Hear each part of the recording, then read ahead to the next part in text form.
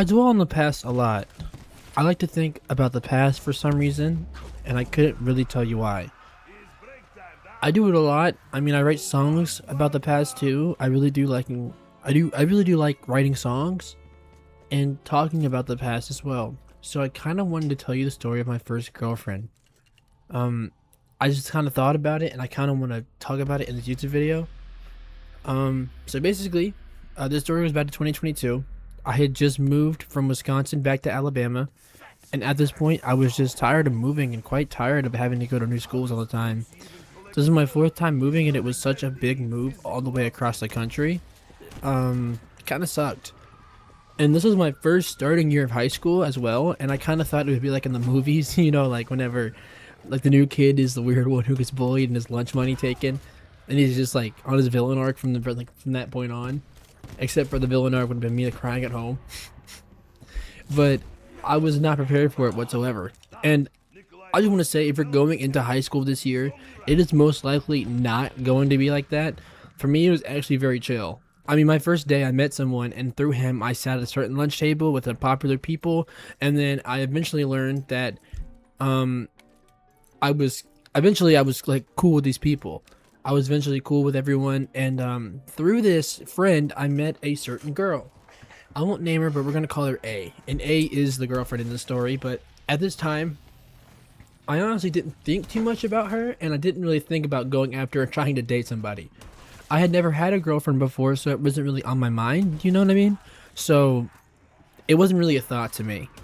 But a little longer after I met her, she started texting me on the school computers, and I gotta say, this is the corniest thing in the world. It was horrifically bad, like the baddest of bad. But she talked to me through that, and before long, we started flirting with each other over the school emails, and it was pretty bad. But not talking about that, we went on a little date with one another at a certain point, and we went to our parents' church on a Wednesday night, and we kind of just held hands throughout the entire ceremony. And this was just the very beginning. We didn't really talk too much while we were in there because, of course, we really couldn't. But we talked on the way back. We just had a deep conversation with one another. We were just talking. And from that point on, we started talking a lot more in school, too. And we walked to some classes together. We also had career prep together. And we sat together with the friend who got us to be in this talking stage, but mostly just talked to one another. We had a lot of dates during this too, but I think we may have been boyfriend and girlfriend by the time we went on our second date, if I'm not mistaken. I think I asked her out over the school email as well. Don't want to talk about it anymore. But it was some sort of playhouse thing for all the little kids in the church, and of course we went there too. I think this event was held by a woman named Miss BJ, which doesn't have anything to do with the story really, but she is such a sweet old lady, and it is quite the name. I just wanted to share it. But she is the sweetest old lady I've ever met. She's so sweet, and she really approved of me at this time too. But eventually we found ourselves in the very top of the playhouse, where me and her just sat next to one another again and relaxed while talking to one another. It was very sweet, and that's what I thought of her at the time. A girl who was really sweet and liked me for me. We had our own little talk while the kids kept going up and down the slide. It was really funny. The kids would also talk to us at the same time. Be like, watch this, and we watch them. And then they go down, we start talking again. Watch this, and they go down. It was like a cycle. But excuse me. Eventually though, we just went back down and we ended up leaving. And they dropped me off back at my house. And me and her kept talking throughout the night. We hung out in school and outside of school a lot, with most hangouts being at my house. We would get into my bed and watch movies together, usually scary ones. And I got to admit, there wasn't really much watching. It was kind of mostly just us kissing and making out in the bed. But I do remember we logged in watching all the Fear Street movies, and I just want to say, if you haven't seen those movies, you should watch them all. They are great movies. The one with Sadie Sink in particular is amazing. But other than that, we really didn't do too much. They really just kissed and talked to one another and watched the movies. But I loved her at that point, and I told her that. And she told me that she loved me too. And, at that point, we were in a very happy relationship with one another. And I was all happy and giddy about this, but apparently, eventually, at some point, I might be jumping details here, but I'm gonna go with I'm not, but At one point, someone came up to me and they were kind of just like, yo, A is cheating on you. And to be honest, this was a very drama fulfilled group. Like, there was something going on in this friend group every single day, and I kind of just stayed out of it because I'm not a person for drama really. I kind of just like to. I don't even really have to watch drama. I'll kind of just be off to the side. If it's happening, I might take a glance, but I'll look away after, like, you know. But they told me that, and I didn't really believe what they were telling me. But it kind of made sense. She had always had a friend named, I'm not gonna say his name. We're just gonna call him L. A dude who was in JROTC with her, and they were always weirdly talkative and touchative with one another. But I never questioned it. But two people in the group I really wasn't too familiar with ended up telling me that. And I didn't believe it. I kind of just played it off, but of course I asked her about it when me and her were at the church with one another. We were alone and I kind of just questioned her and said, like, hey, I was told by someone that you were cheating on me with L. Is that true? And she kind of deflected it at first and she asked me, well, who said that? And I didn't tell her. I just asked her again, are you cheating on me? And she said, no, of course not. And then she leaned me in for a kiss. And I believed her. I mean, she had the look in her eyes that she was lying, and I kind of saw it. But of course, I love this girl, and I was hoping that she wasn't lying to me. So I just chose to believe her. The suspicions were always kind of there, though. And it became more and more obvious that they were clearly with each other behind my back. I mean, they even wrote me a note together talking about how they were just friends with one another and, like, very close friends. And for some reason, they didn't check the bell for me and ring the alarm. I mean, if I was looking back at that, that's pretty much signifying that yes, we are together behind your back, but we're trying to make you think that we're not. I mean, it just a note together, like, seriously, but it just didn't ring the alarm. And we kept having our routine where we go to her church and then hang out with one another afterwards. Sometimes it would be at her house too. I remember we had our first kiss at her house, which was my first kiss in general. But some more stuff happened after that too. We were dating for 3 months, and I remember that she told me that this is like even her longest relationship she'd ever been in. And I was happy about that, but of course at the same time, another big red flag that I kind of just missed. But I loved her, so I kind of just, again, tried to look past it. And, you know, every single relationship gets to the point in that phase where, like, every single relationship that's ended, of course, you can kind of just tell that it's going to end, but you kind of just don't want it to. And that gut feeling in your stomach that you kind of just feel every time you look at them or talk to them, and it just doesn't go away because you know that it's going to end at some point here soon. We entered that phase around the 3-month mark. Probably like the same week she told me that this is the longest relationship she had ever had. She started to criticize me more and low-key kind of make fun of me. I used to have these Dahmer glasses, and I gotta admit, I kind of looked like him. I got rid of them, but she called me Dahmer a lot around this time, which is something she knew that I just didn't like. She also started to dislike my haircut too. She told me that she disliked it a lot, and she didn't like how I had hair on the back of my head. So I went and cut it. I cut it right before me and her went out together too. And I want to say this was the last night we went out together, if my memory is correct. It was right around the Christmas time. I'm talking the very brink of it being Christmas. It was probably like December 17th or something like that. She had invited me to go along with her to this church thing they were doing. They were going out and getting some pizza and then going Christmas shopping for one another. One thing I have to admit I loved about this church, they always had some good food.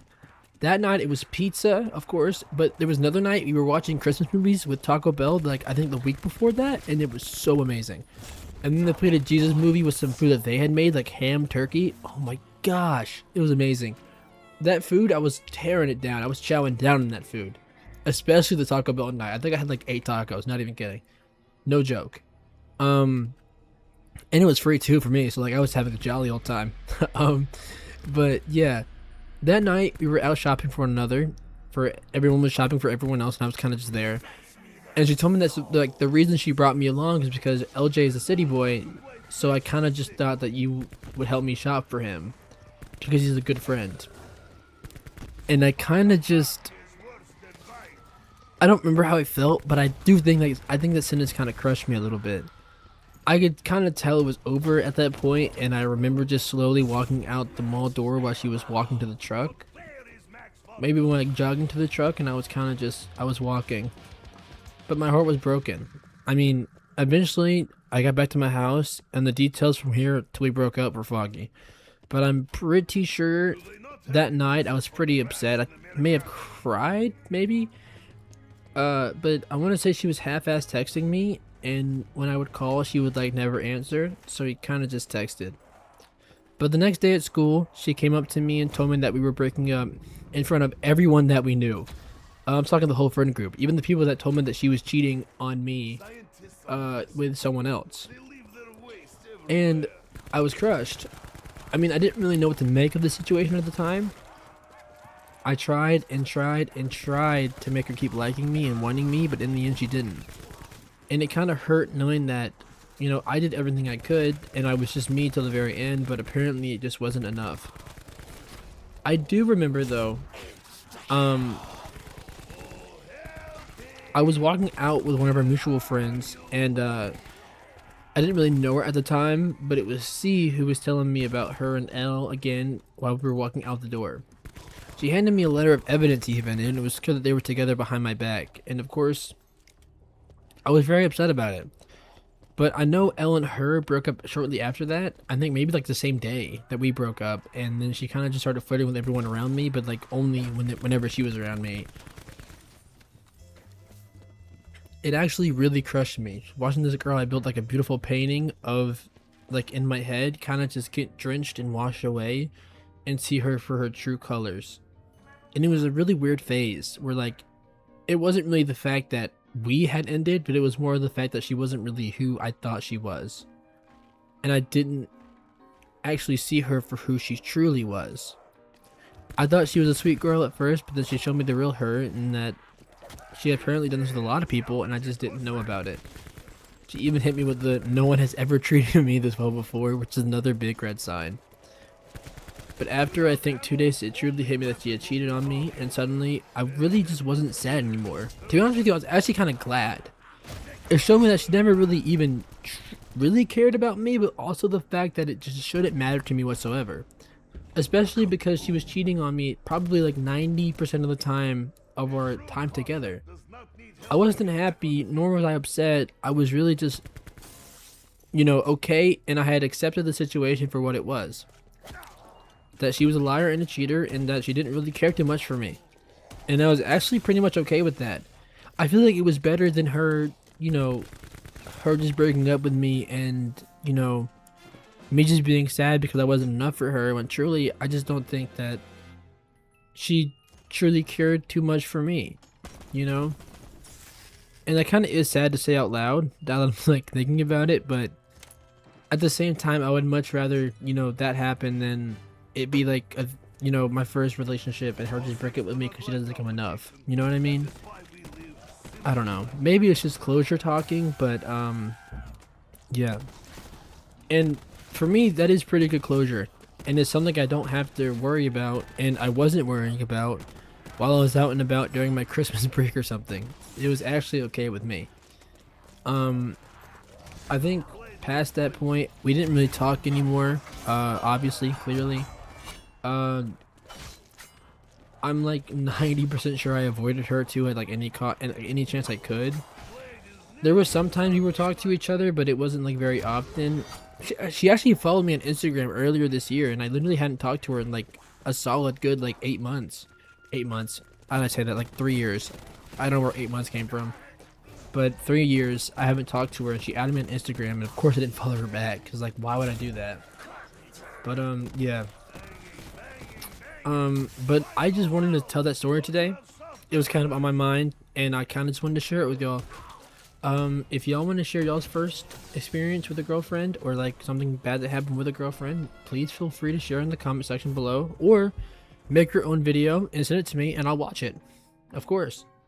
But yeah, I hope y'all enjoyed, and thank you for staying all the way through. Smash that like button if you really want to, if you shall, if you must, if you will. And so long, until next time.